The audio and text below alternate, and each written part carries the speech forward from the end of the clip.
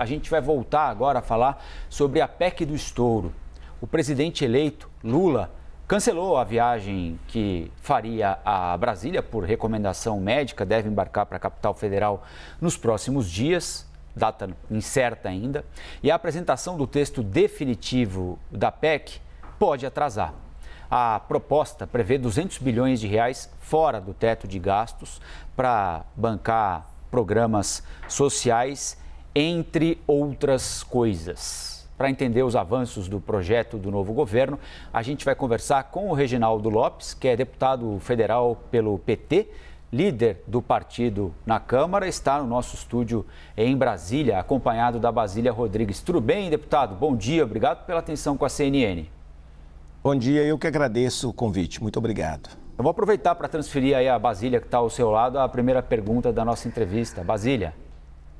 Hoje vai, líder. Todo mundo quer saber quando que essa proposta realmente vai ser apresentada. A gente já ouviu falar que os senhores têm uma data, uma expectativa de data para a semana que vem, já colocar em votação esse texto. Tem data, mas não tem texto? Hoje vocês apresentam formalmente a Comissão de Constituição e Justiça a PEC do estouro?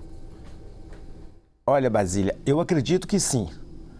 Temos um prazo, é fundamental a tramitação oficial e, para isso, é importante que 27 senadores possam colocar no sistema a proposição legislativa para iniciar o debate. Então, acredito que sim, eu acho que até o fim do dia os senadores devem apresentar a proposta. Interessante. Deputado, e por que essa data da terça-feira da semana que vem já marcada para discutir se nem o texto foi levado ainda? Isso não acaba tumultuando um pouco mais essa articulação que já está tão complicada aí no Congresso? Muito bom dia, em primeiro lugar. Não, eu acho que é uma previsão. É evidente que o texto será apreciado no plenário, seja da CCJ do Senado ou no plenário do Senado, a partir de uma convergência política. O mais importante é a votação no plenário do Senado, porque o texto do Senado precisa repetir no plenário da Câmara, senão é ping-pong, né? O texto terá que voltar ao Senado. Portanto, nós precisamos fazer essa construção mais coletiva entre as lideranças da Câmara e do Senado para a aprovação final. Nós temos um prazo, porque o orçamento ele pode ser votado na última semana do mês de dezembro. Então, nós temos aí um prazo, tendo em vista que na Câmara dos Deputados nós vamos a pensar esta PEC, a PEC 24 de 2019, e ela já cumpriu todos os prazos regimentais. Portanto, assim que ela chegar na Câmara, é possível levar a PEC diretamente para o plenário. Portanto, temos um prazo ainda o suficiente para aprovação, tanto da emenda constitucional e depois da lei orçamentária.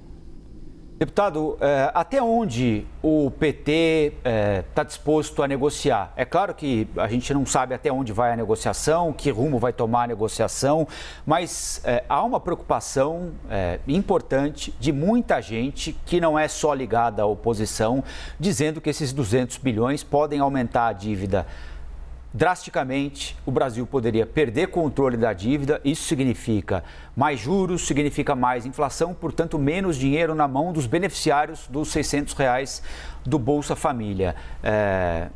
Até onde dá para ir na negociação? Tempo de manutenção do Bolsa Família fora do teto e quantia do estouro? Eu acredito que é fundamental a aprovação para 4 anos. Pelo contrário, uma aprovação com maior previsibilidade dá mais tranquilidade a toda a sociedade brasileira. Também acho que no debate nós podemos resgatar a tese da revisão do teto de gastos. Tinha uma previsão na emenda constitucional 95, essa previsão de revisão ela foi retirada da Constituição a partir da PEC dos precatórios, né, conhecido como PEC do calote do Bolsonaro, e nós trabalhamos com a hipótese de debater a inclusão novamente desta revisão. Eu acho que isso é uma negociação positiva, porque a revisão sinaliza para toda a sociedade brasileira alguns compromissos importantes do ponto de vista de reafirmar o equilíbrio fiscal do governo, na perspectiva de revisitar as renúncias fiscais, ter um programa de avaliação dos investimentos sociais, ter metas de investimentos públicos a partir das receitas primárias, ou seja, implementar um governo mais eficiente, mais digital. Então, temos aí alguns debates ainda pela frente.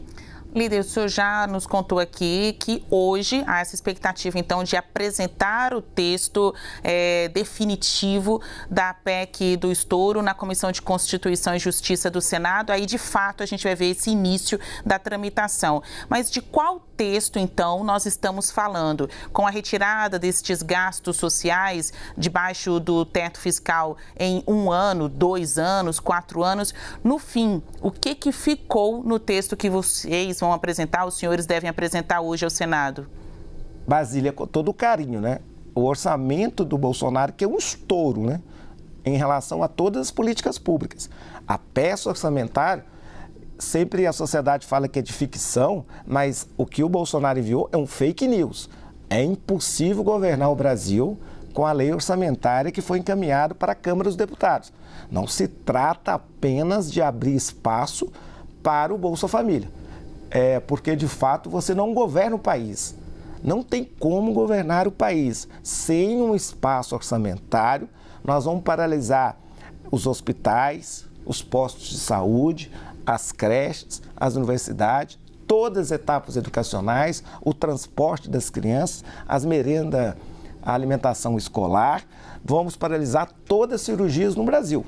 Portanto, sem falar das obras públicas, nós não vamos tampar um buraco nos 150 mil quilômetros de rodovias federais. Portanto, é necessário.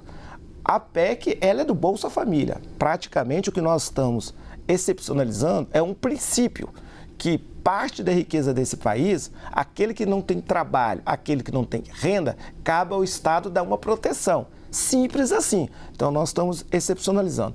E fizemos um acordo ontem com as lideranças do Senado para que o prazo não seja mais indeterminado, não seja a retirada do Bolsa Família em caráter permanente, e sim para os próximos 4 anos.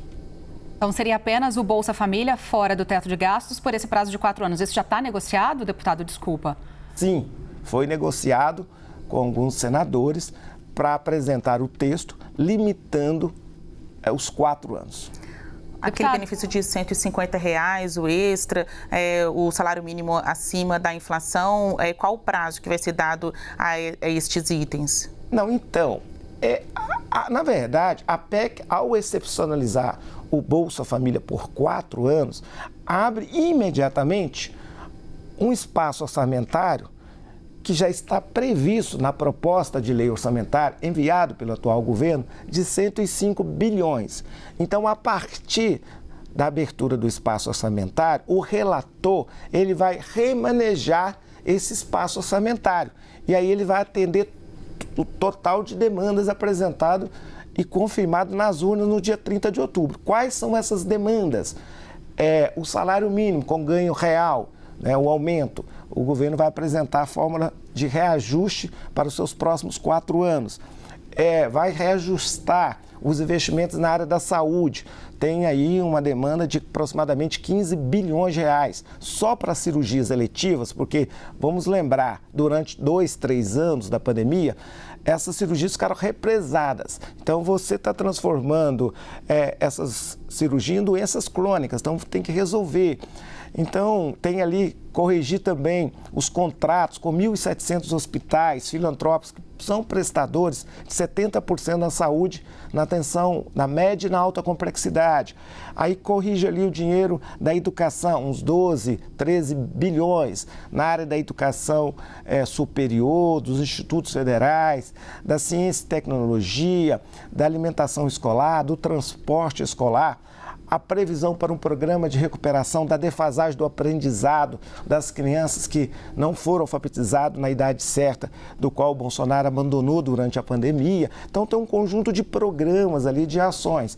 Tem também no combate à fome, na compra de alimentação, na questão do estoque público de alimentos para controlar a inflação, tem a retomada do programa Minha Casa Minha Vida, porque o dinheiro que tem de previsão para habitação popular não compra nem a tinta da Casa Verde e Amarela. Então, para corrigir o orçamento fake news, é necessária essa abertura de espaço orçamentário. Mas não está sendo excepcionalizado nenhum programa desse. Está usando o espaço orçamentário criado pela retirada do Bolsa Família da lei do teto de gastos.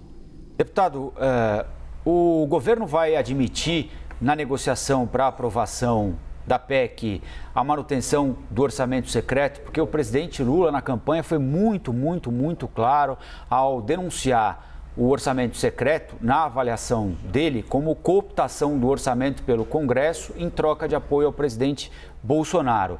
E ele tinha prometido acabar com essa prática. Há alguma possibilidade de que ela não acabe e ele descumpra essa promessa? Esse debate não está colocado. Esse debate não será tratado na emenda constitucional. Não é uma condição para aprová-la? Não. Esse debate terá que ser feito no Orçamento Geral da União. Esse debate terá que ser construído uma alternativa entre a Câmara e o Senado, entre o Congresso Nacional, e, na minha opinião, é fundamental que esse recurso do relator volte à origem, que é a destinação para fazerem ajustes nos ministérios e, a partir daí, que esses recursos possam ser destinados aos programas estruturantes do país, que o parlamentar possa indicar com transparência, com equidade e que os ministérios possam atender a partir dos programas estruturantes que tenha critérios de políticas públicas e que possam ser investimentos. Deputado, a gente tem ouvido aqui uma série de especialistas, de pessoas ligadas ao mercado financeiro e também a outros setores diretamente afetados, né, por toda essa discussão em torno da PEC do estouro. E há muita gente defendendo uma revisão na maneira dos gastos, que isso fosse excepcionalizado talvez nesse primeiro ano de novo governo e que para os próximos anos a gente pudesse ter uma revisão, né, uma discussão um pouco mais aprofundada sobre o orçamento de maneira geral. Como é que o senhor vê essa proposta? Se esses outros gastos também estão sendo discutidos de alguma maneira, nem que seja superficialmente? Olha, eu acho importante o nosso presidente, ele foi bem objetivo e direto. O nosso partido sempre denunciou que a lei de teto de gasto é um instrumento ineficiente, que de fato insustentável do ponto de vista dos interesses da nação e do país, e que nós sempre defendemos um outro instrumento, uma nova âncora fiscal. É um debate importante, eu acho que nós vamos ter que fazer durante o ano 2023 nessa perspectiva. Mas nós não devemos levar o país a uma instabilidade acreditando que tudo isso é possível fazer no próximo ano. Eu acho que a gente deveria separar os debates. Olha, primeiro, nós vamos dar estabilidade, previsibilidade ao país, estamos sendo objetivos direto. É ingovernável o país sem essa abertura desse crédito especial para o próximo ano. Queremos reafirmar que, por princípio, a transferência de renda para os mais pobres deveriam ficar, na minha opinião, fora das atuais regras e das futuras regras fiscais e, portanto, nós apresentaremos um outro instrumento para dar ao país total estabilidade fiscal, porque nós compreendemos que sem estabilidade fiscal, sem estabilidade econômica, não haverá nenhum ganho social, porque o descontrole fiscal leva o que aconteceu no governo Bolsonaro. Qualquer aumento de programa social de transferência de renda ou até valorização do salário mínimo pode ser corroído pela inflação. Então é evidente que nós vamos fazer um governo com extrema responsabilidade fiscal, mas combinando também os nossos compromissos com o povo brasileiro, os compromissos sociais. Deputado, se no Senado a previsão do governo eleito é colocar esse texto em votação no dia 29, 30 de novembro, lá na Câmara, a sua casa, o senhor que é o líder do PT na Câmara dos Deputados, qual é a expectativa? Aprova esse texto ou discute esse texto na Câmara em que dia? Eu acredito que podemos iniciar no início da segunda semana de dezembro. Vai depender do Senado, né?